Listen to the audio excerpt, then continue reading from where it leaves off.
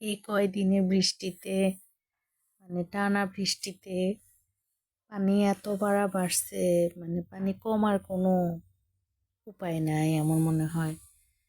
সম্ভাবনা তো দেখছিই না, ক্রমান্বয়ে খালি দিন দিন বেড়েই যাচ্ছে পানি।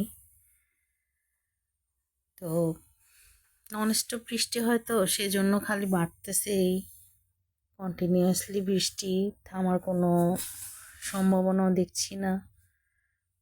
তো আমাদের নোয়াখালীতে অনেক জায়গায় এবং ফেনীতে খুবই খারাপ অবস্থা।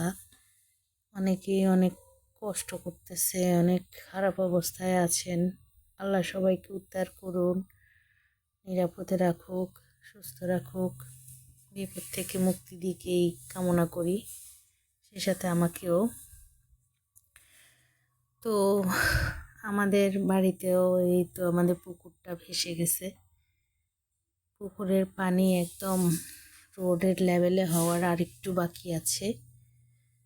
তো আল্লাহ জানে এটা কবে কখন শেষ হবে, ঠিক হবে, আল্লাহ ভালো জানেন। দোয়া করি যেন খুব তাড়াতাড়ি ঠিক হয়ে যায়।